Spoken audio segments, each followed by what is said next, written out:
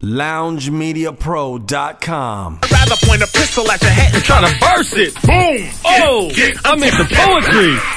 Y'all know about that, man. BDP. Of course, KRS-One in the house, 9 o'clock bomb. I'm pitching poetry. Man, great record, KRS. Man, big up Scott LaRock. I gotta ask you, man. How long, if you can remember back, how long did it take you to write poetry? That particular song there took, each verse took a day. Okay, when you say in that part it says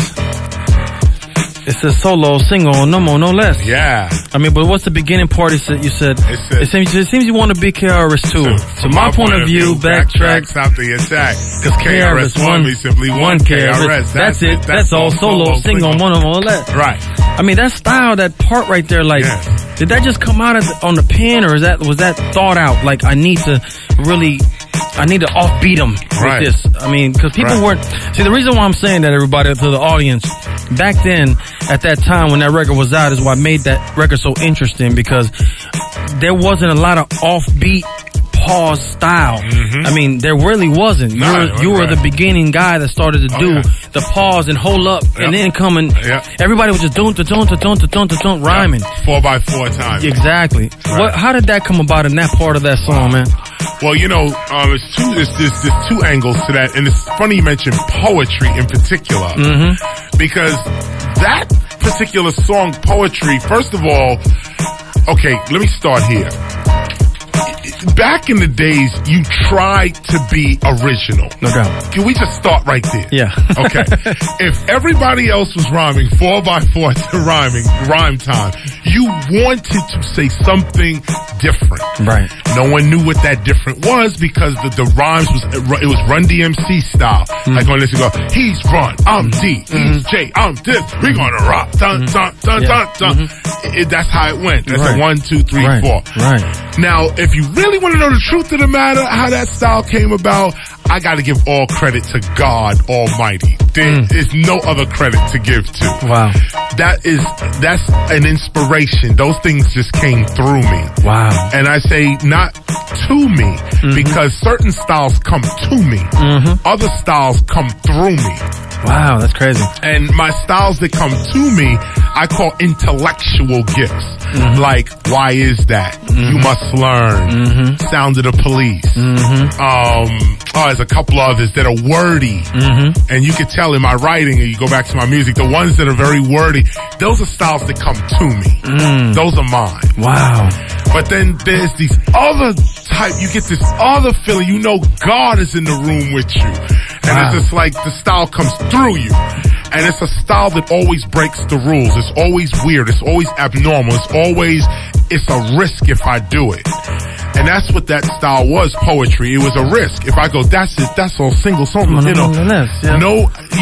anybody really understand it? Like years later, I did a style that goes like this. It goes, we hit him and get him, we stick him and jig him, we pick him and kick him, flipping him, wicking him, wing clipping him, licking him, 'cause we sick of him, like that, icking him.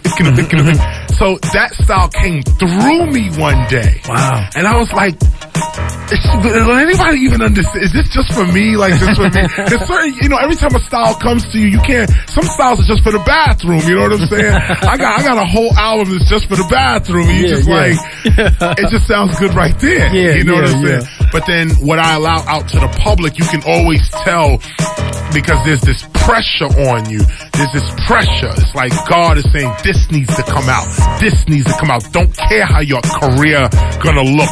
It's always some self-sacrifice involved with it. And that's how I know certain styles are intellectual, other styles are spiritual. And those styles that are spiritual, it's not like every time I get a style from my heart, my spirit feels it and I give it out. Sometimes I'm afraid. You know what I'm saying? I got dissed from a lot of things that I felt my spirit was supposed to, like I did. and the industry comes back and says, he's whack, he's bugging, he's this, he's that. Wow. And so I gotta read the emails of people dissing and this, that, and the other. I say, but look, God, I can't, like the Spiritual Minded album, for instance. Oh man, people would call up on the internet, what is he doing? Is he Christian now? What is his problem? I'm like, wow, it's a problem to be a Christian these days. Wow. I was like, wow, you cats, and I never professed to be a Christian. I am hip hop. Yeah, no doubt, man. No question about it. You know, when we were coming back out of when we went into poetry, I told you I had a question for you. I was curious to know, KRS, do you feel, I mean, like, if I go back and we go back to the HEAL movement that you put together, I think people just don't want to remember or weren't there at the time, but people that remember the time, the HEAL movement was an organization and a thing that you did, and that's where Stop the Violence and all them things came from. The Stop the Violence movements and all that kind of stuff. I wanted to ask you, KRS, do you feel that they try to undermine you, that somehow there were some people and just something that undermined that whole thing? Because I really never understood why something so positive could just like lose steam in that sense. Like, without saying it played out or wasn't effective. It was very effective, but that's why we're talking about it today. Yeah, but I'm saying, do you think that people undermined you and try to find a way to stop that? And we don't really know. You know what I mean? Like, we don't really know. You would know that. Right. Well, that's a deep question, because the answer to that is yes and no. It's like working with crackheads, but the crackhead's your brother. And so if you catch your brother stealing or trying to undermine you, did he really try to undermine you, or is he just a crackhead? You know what I'm saying? And it's he stole $20 from me, but he's a crackhead. And he's my brother, he's having problems right now. That is the quick answer. Now, the truth. Of course I got a long list of people who are trying to undermine me right now as we speak on this. Why do you think that though, Kara? Why do you think people want to undermine something like that, especially in hip hop, in that way? I mean, why? Well, because it's fear. First of all, it starts off with fear. You think, first of all, KRS-One wants to own and control everything. First of all, it's the fear that I'm going to take something away. If I stand up and say, listen, I'm prepared to lead hip-hop culture. Here's where I'm leading the culture to: health, love, awareness, and wealth. That's what we going for. Anything that jeopardizes that, we ain't going there. Now, other people will be like, yo, I'm with it. I need some health, some love, some awareness, and some wealth. Let's go. I will support KRS. Other people are like, you know what? I'm not really feeling it. I don't like him as a person. He talks too much. He's this, he's that. Okay, boom. But now, the next time someone dies, like last time, Jam Master Jay was killed. Who's the first person they called? KRS-One. Biggie, Tupac. When that whole thing was going down, all the East Coast artists were flying out of LA, getting up out of LA quick. They was like, oh, it's on in LA.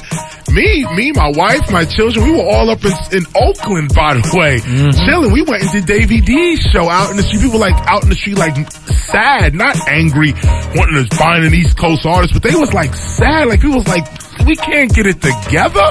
Like it's like that, like real for real.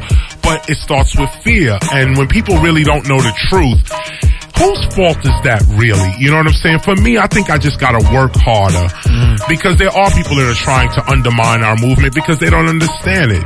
They just think that rap music, like, hip hop, it should just be about rap music and that's it. And their own fear is what trips them and the movement up. But if, a tree is known by its fruit, there's some age-old, time-tested, ancient litmus tests.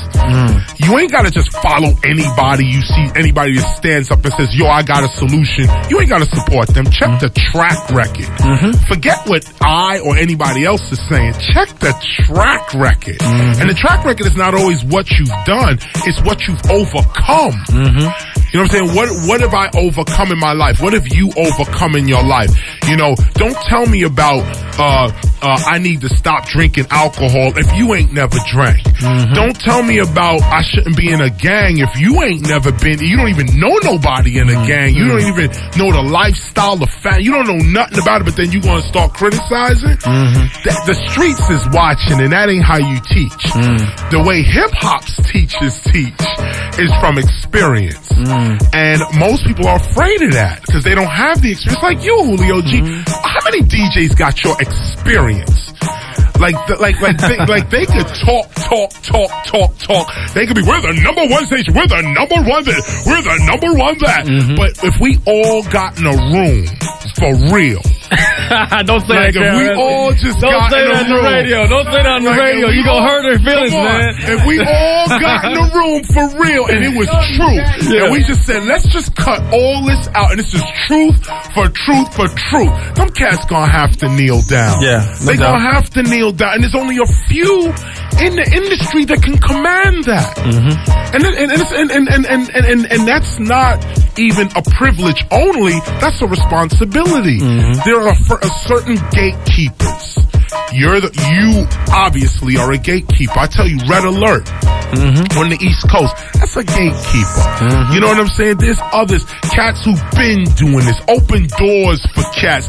Show them how to do them how to do it. That kind of thing makes a person afraid. You know what I'm saying? And it's only your light is what's making them afraid, because it's like this. There are a million stars in the sky until the sun comes out. When the sun comes out, you don't see no stars. Right. The stars are still there. Yeah. But you don't see them because the sun is out. And that's what we are. We are the sun. When we're not around, it's dark and you see a whole bunch of stars. You see a whole bunch of When I come back, I want to ask you something else that's pretty deep too, man. But check it out. Let me tell you, KRS-One's in the house tonight. 935K. It's always an honor to have you here, brother. LoungeMediaPro.com